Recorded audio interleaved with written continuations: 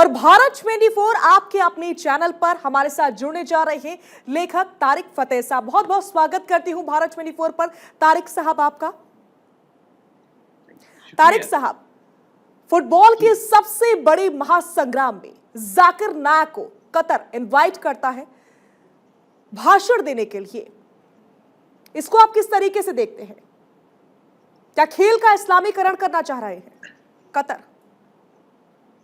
وہ تو کہہ رہے ہیں کہ ہم نے یہ کیا سارا ہے, رشوت لی ہے, لوگوں کو 40,000 $40,000 دیے ہیں اسلام پھیلانے کے لیے.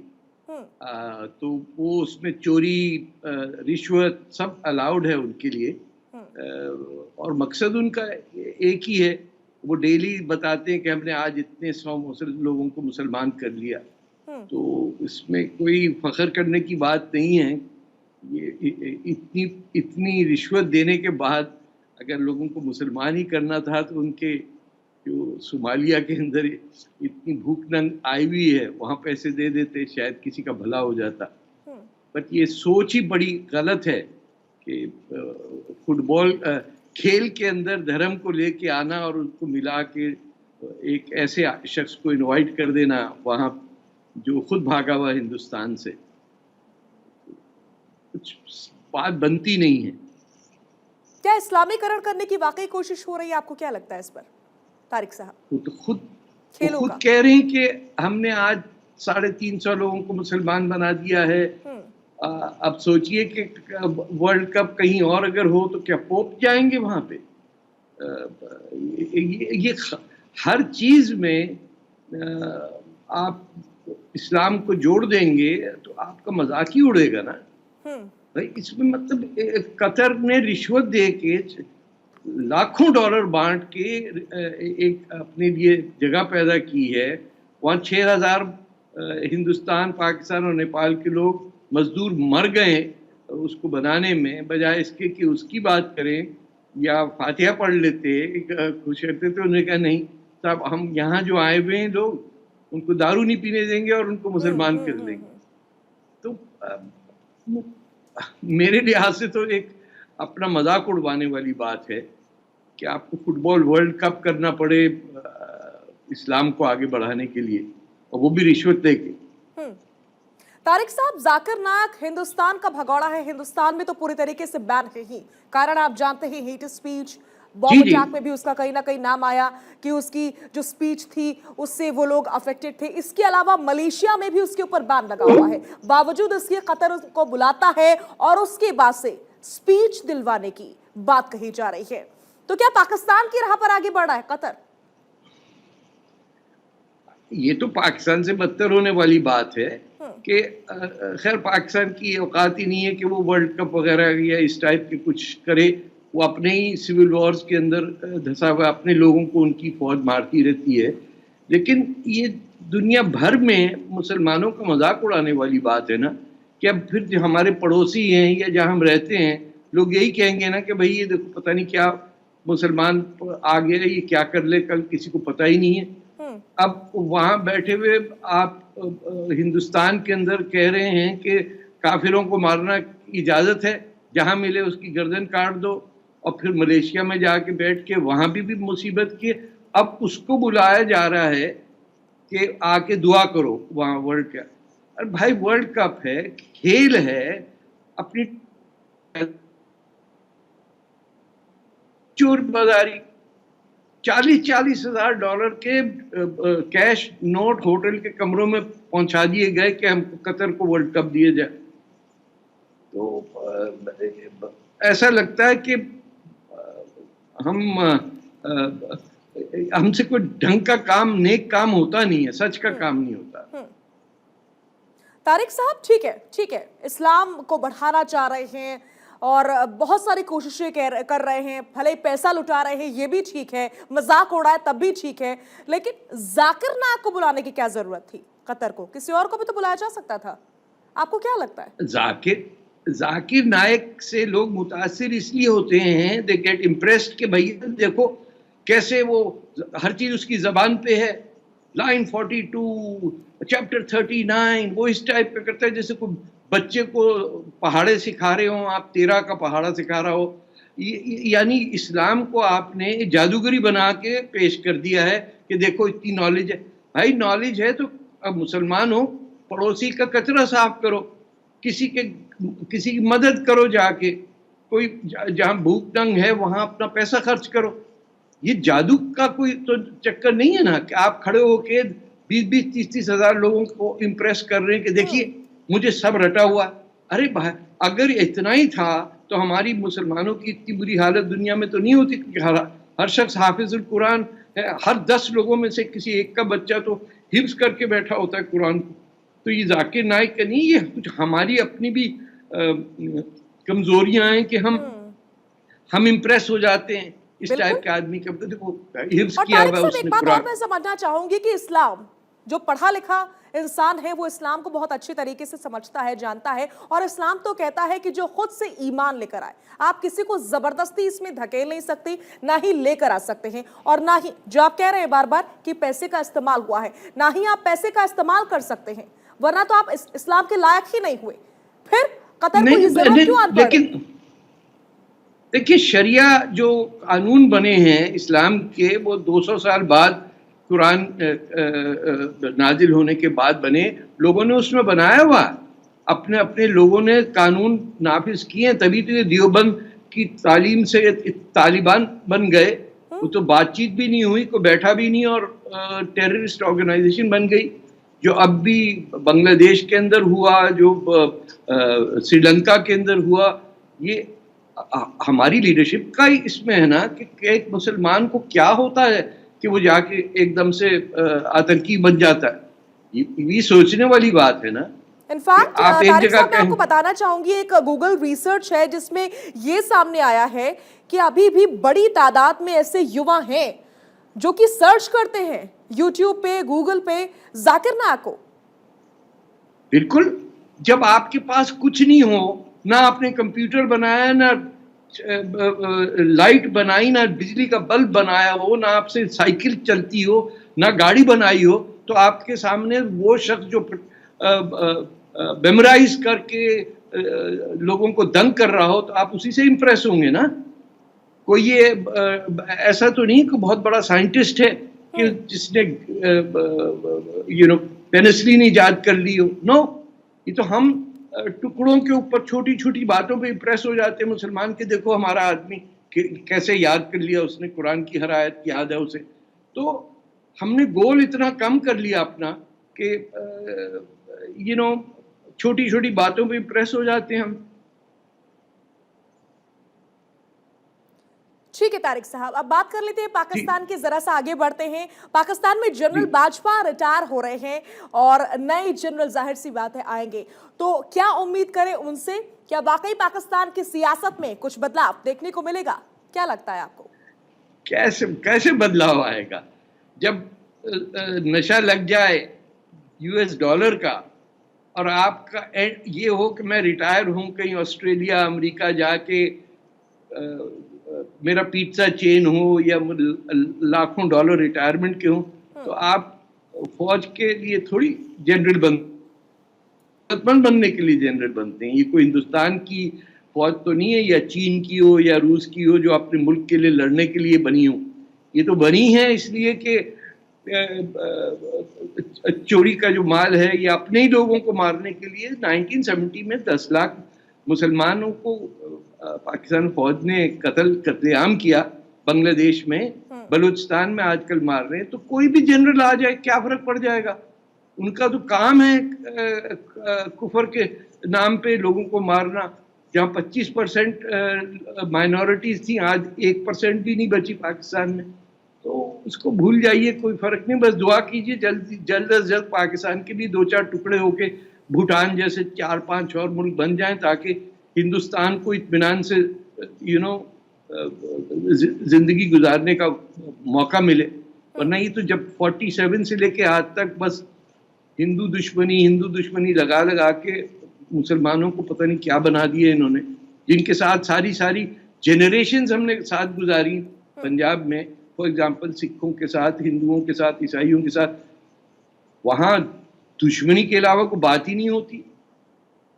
تو अफसोस की बात है, लेकिन हिंदुस्तान भी नहीं समझ पाता कि पाकिस्तान में होता क्या, मुझे ऐसा लगता है।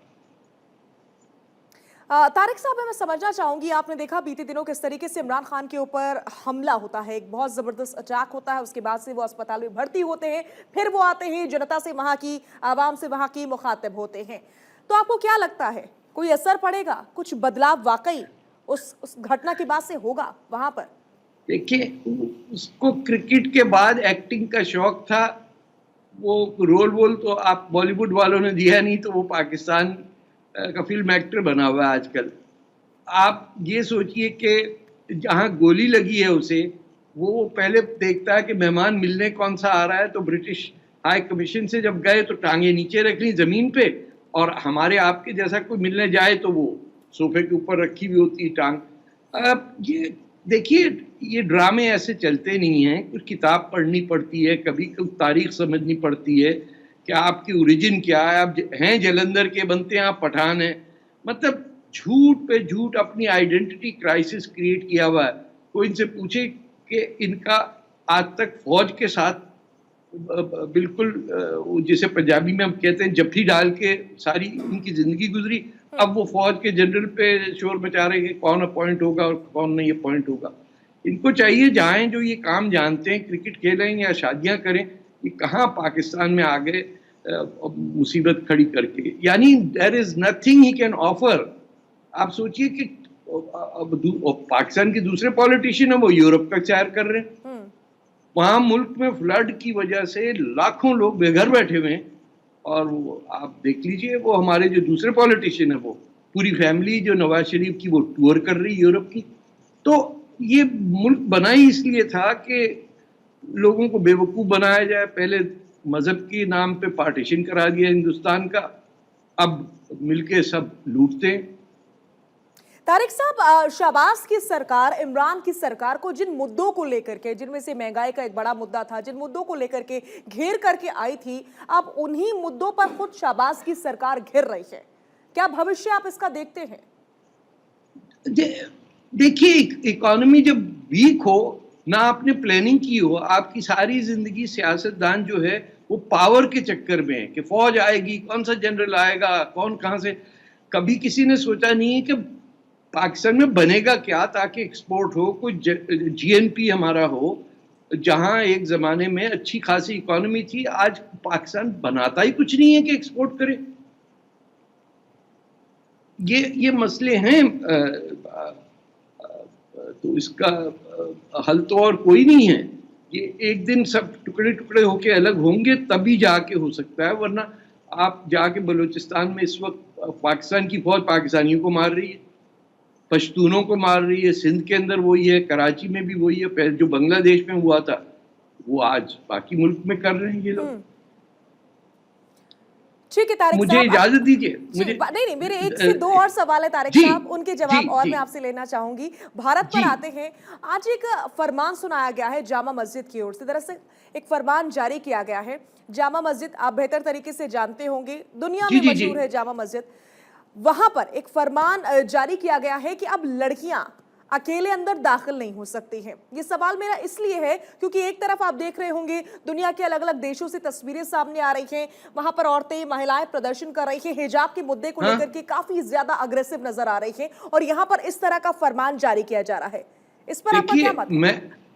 मैं तो हैरान हो गया पाकिस्तान से निकलने के बाद, जब मैंने देखा कि मस्जिदों के अंदर औरतें जाती हैं हर जगह, तुर्की में, ईरान में, इजिप्ट के अंदर, मैं रहा हूं मिडिल ईस्ट में। ये हमारी बदनसीबी है कि हमारे जो मौलवी हैं उनके सामने औरत जो है उसको शैतान की तरह देखा जाता है कि ये कोई ऐसी शय है जिसकी वजह से हमारा ईमान खराब हो जाएगा। या उनके आप पूरा ईरान हिजाब फेंक रहा है, आके हिंदुस्तान के अंदर बताइए दंगा हो रहा है कि हिजाब पहनाया जाए। यानी उल्टी, बजाय इसके कि इक्वालिटी हो औरतों की, मर्दों की, एज ह्यूमन बीइंग जो यूनाइटेड नेशंस के प्रिंसिपल्स के तहत है, उस तरफ जाने के बजाय दूसरे मुल्कों में भी प्रॉब्लम है, हम उल्टा रास्ता ले रहे कि नहीं साहब। बात तो वो थी जब बिल्कुल औरत बंद थी बुरके के अंदर, कहीं नहीं बुरका पहना जाता सिवाय हिंदुस्तान की। यहाँ یعنی آپ پاکستان ٹی وی دیکھیے، آپ کو ملتے کوئی حجاب پہنے ہوئے یا برقع پہنے ہوئے عورت آتی ہے کوئی؟ نو. یہ آپ نے انڈیا کے اندر مصیبت جھیل لی کہ نہیں کرناٹکا کے اندر حجاب پہنایا جائے، اور کلکتہ میں بھی میں نے سنا ہے کوئی دنگا ونگا ہو گیا اس بات پہ. تو ہم گاڑی الٹے گیئر میں، ریورس گیئر میں چلا رہے ہیں اور کہتے ہیں آگے نہیں بڑھ پا رہے. اور طارق صاحب جو حوالہ دیا گیا اس کے پیچھے، کیونکہ میں خود گئی تھی بات چیت کرنے، تو حوالہ یہ دیا گیا کہ لڑکیاں آتی ہیں مسجد کے اندر اور کچھ اس طرح کی حرکتیں کرتی ہیں جو نہیں ہونے چاہیے، لڑکوں کو بلا لیتی ہیں، وہاں پر ٹک ٹاک بناتی ہیں، ریلز بناتی ہیں، سوشل میڈیا پر ڈالتی ہیں. یہ سب کارن ہیں، اس لیے لڑکیوں کے اوپر ایک طرح سے بین لگ گیا ہے. لیکن وہ تو بین لڑکوں کے اوپر نہیں لگا ہے. ہاں، لڑکے تو پوتر ہوتے ہیں نا بیچارے، اتنے پاک پیور ہوتے ہیں بیچارے، ہوا میں اڑتے ہوئے آتے ہیں، نیکیاں کرتے ہوئے. جیسے سارے جرائم جو ہیں، سارا گند جو ہے وہ ان کی ماں کے ذمہ ڈال دیجئے جس نے پیدا کیا. یہ اس قدر الٹا راستہ لے رہے ہندوستان کے مسلمان. ساری دنیا میں آپ دیکھیے عورت ساتھ چل رہی ہے. جن سوسائٹیز میں عورت برابر نہیں ہے وہ پروگریس نہیں کر سکتی، اور اسی لیے ایران کی پوری موومنٹ عورتیں چلا رہی ہیں. ٹھیک ہے، تو آپ کو کیا لگتا ہے طارق صاحب، آخر کہاں پر بدلاؤ کی ضرورت ہے؟ کس طرح کی بدلاؤ کی ضرورت ہے؟ کیونکہ آج آزادی کے اتنے سال بعد اس طرح کی خبر آنا اپنے آپ میں حیرانی والی بات تھی. خود میرے لیے حیرانی والی بات تھی کہ اگر میں اکیلے جاتی ہوں تو مجھے اجازت نہیں ہے مسجد کے اندر داخل ہونے کی. وہ الگ بات ہے کہ وہ ایتہاسک عمارت بھی ہے. طارق صاحب، نہ جس دن 100 مسلمان عورتیں جا کے مسجد پہ قبضہ کریں گی نا، اور مولویوں سے کہیں گی یہ اپنا چھوٹا پاجامہ لے کے اپنا یہاں سے پلٹے نکلیں باہر، آپ نے ٹھیکہ نہیں لیا ہوا اسلام کا. عورت مرد کو پیدا کرتی، مرد نہیں پیدا کر سکتا. تو یہ جو پوری دنیا الٹی چل رہی ہے مولویوں کے حساب سے، عجیب سی داڑیاں، مونچھیں غائب ہیں، اور پتہ نہیں ڈر لگ جاتا ہے مولوی کو دیکھ کے. چھوٹا بچہ ویسے ہی گھبرا جاتا ہے کہ کون آ گیا، اس کے کان میں اذان دی جا رہی ہے ہندوؤں سے نفرت کرو، یہ کرو. یہ کب تک چلے گا بھائی؟ یہاں ہی پیدا ہوئے تھے، اب مسلمان ہیں تو کیا ہماری مائیں کسی وقت تو ہندو ہوں گی نا. فوجیں تو ساری مسلمان مردوں کی آئی تھیں، کوئی عورت کی فوج تو نہیں آئی یہاں. تو سب کی مائیں ہندو ہیں، ایک جنریشن، 2 جنریشن، 3 جنریشن. تو اس میں مسئلہ کیا ہے؟ کیوں نہیں ہم جس ملک میں رہتے ہیں اس وہاں کے نام رکھیں بچوں کے؟ آپ دیکھیے گا سارے مسلمان عرب یا ایرانی نام رکھتے ہیں. بھیا ہندوستانی نام بھی رکھ لو. اس میں کسی کو سورج یا کہنا یا شمس کہنے میں، شمس کیوں کہتے ہیں آپ؟ نام رکھیے سورج اس کا. ہر کوئی شمس الدین ہے، سورج نام کا کوئی بچہ ہی نہیں ہے مسلمان. تو جس دیش میں آپ رہتے ہیں، جس زمین پہ رہتے ہیں، اس کا کچھ تو ادب کریے، کچھ تو وہاں کی پاپولیشن کی رسپیکٹ کریے. آپ آ کے دھمکی دے رہے ہیں کہ نہیں ہم تو یہاں شریعہ نافذ کریں گے. ارے بھائی، شریف لوگوں کے پاس آ کے پورے آپ سوچئے مصر سے پورے مسلمان جب نکالے گئے صلاح الدین ایوبی نے، تو سب کے سب بیچارے آ کے ہندوستان میں بیٹھے یمن سے، کسی نے نہیں روکا. پارسی آئے ان کو بھی رکھا، وہ ملابار میں یمن سے آئے وہ بھی رہ گئے. جس ملک نے ہر ایک کے لیے دروازہ کھولا اس کی رسپیکٹ تو کریں. آپ اس کے دھرم کی رسپیکٹ کریں. طارق صاحب، ایک آخری سوال میں اور آپ سے لینا چاہوں گی کہ جو کارن بتائے گئے ہیں، جو ریزن بتائے گئے ہیں، وہ تختیاں لگانے گے، اس کے پیچھے کہا گیا ہے کہ لڑکیاں جو ہیں لڑکوں کو بلا لیتی ہیں، تو اتنا ہی بین تو لڑکوں کے اوپر بھی لگنا چاہیے. میں سمجھتا ہوں یہ بہت اچھی بات ہے کہ لڑکیاں لڑکوں کو بلا لیتی ہیں. کاش کہ ہر لڑکی بلا لے تاکہ وہ جان چھڑائے اپنی اس مزاج سے کہ یہ عورت جو ہے اس کا رشتہ آئے گا اور یہ اس کا باپ اس کو جہیز کے حوالے بھیجے گا بغیر لڑکی کی مرضی کے. یہ کتنا ظلم ہوتا ہے بچیوں پہ. 16-17 سال کی بچی کا 30 سال کے آدمی سے شادی کر دی جاتی ہے، اس سے ملاقات ہی نہیں ہوئی اس کی. گاؤں کے اندر یہ ظلم ہو رہا ہے، ہر جگہ ہر سوسائٹی میں ہوتا ہے. لیکن باقی سب لوگ تو ایک طرف جا رہے ہیں نا کہ بغیر لڑکی اور لڑکے کے مرضی کے شادی نہیں ہونی چاہیے. کوئی تو ان کا ایک دوسرے سے بات ہوئی ہو. یہ تو عورتوں کو بیچنے والا حساب ہے نا کہ پرشین گلف سے، عربین گلف سے آتے ہیں، $5,000 کی لڑکی اٹھا کے لے جاتے ہیں یہاں سے. मैं तो समझता हूँ हिंदुस्तान की हुकूमत को चाहिए कि जो आके मिडिल ईस्ट से ही लड़कियां लेके जाता है उसको तो वहीं अरेस्ट कर लें चोरी के इल्जाम में कि आपने चोरी की है हमारी औलाद यहाँ से। बहुत बड़ी बात आप ये कह रहे राव हैं तारिक साहब, बहुत बड़ी बात आप कह रहे हैं। बहुत बहुत शुक्रिया भारत 24 के साथ जुड़ने के लिए। और चलिए अब आगे बढ़ते हैं, सीधे आपको गुजरात ले चलते हैं। गुजरात के बनासकांठा में प्रधानमंत्री मोदी सभा को संबोधित कर रहे हैं, सुनवाते हैं। ગુજરાતના વિકાસનું કોઈ નવું ડગલું ના માંડ્યું હોય 20 વર્ષ સુધી, એટલે વિકાસની વાતો કરું તો કઈ ખૂટે જ નહીં એટલું બધું છે. પણ આજે પાલનપુર આવ્યો છું તો મારું ધ્યાન 5 પ ઉપર જાય છે. એટલી જ વાત કરું, લાંબી ના કરું, ચાલે ને? પાલનપુરમાં આવ્યો છું તો પાલનપુરનો પણ બીજા 5 પ, અને આ 5 પ ઉપર જે મારે વાત કરવી છે, પર્યટન, પર્યાવરણ, પાણી, પશુધન અને પોષણ. હું વિકસિત ગુજરાતની જ્યારે વાત કરવા આવ્યો છું ત્યારે સાથીઓ ખાલીમાં 5 જ મુદ્દાને, અને આ એવા મુદ્દા છે કે જ્યારે કદાચ ચૂંટણીની ચર્ચામાં જ નહીં આવ્યા હોય, અને ત્યારે તમને ધ્યાનમાં આવશે કે અમારા દિલ દિમાગમાં આ મારા બનાસકાંઠા માટે, આ મારા ગુજરાત માટે, આ ભારત માટે કેવો સીધી રેખાનો રોડમેપ પડેલો છે એ તમારા ધ્યાનમાં આવશે. ભાઈઓ બહેનો, આજે દુનિયામાં પર્યટન ઉદ્યોગ ખૂબ તેજ ગતિથી ફલતો ફૂલતો ઉદ્યોગ છે. દુનિયા એટલી નાની થઈ ગઈ છે અને લોકો દુનિયાના એક છેડેથી બીજે છેડે જવા માટે એટલા બધા ઉતાવળા થયા છે, આતુર બન્યા છે. એમાં આ કોરોનાના 2-3 વર્ષ એવા ગયા કે બધું અટકી ગયું અને હવે જબરજસ્ત એનો ઉપાડ આવ્યો છે. એ જ રીતે આપણે ત્યાં સ્થાનિક, કારણ કે આપણે ત્યાં તો યાત્રાઓનો રિવાજ હતો, પણ કમનસીબે વ્યવસ્થાઓ બધી ખોરંભાઈ ગઈ, યાત્રાઓ પણ ખાડે જવા માંડી. પણ હવે જે ઉપાડો આવ્યો છે ને, હું તો હમણાં જોઉં છું બદ્રીનાથ, કેદારનાથમાં બધા રેકોર્ડ તૂટી જાય છે. લાખો લોકો આવે છે. અમરનાથ જુઓ, લાખો લોકો આવે છે.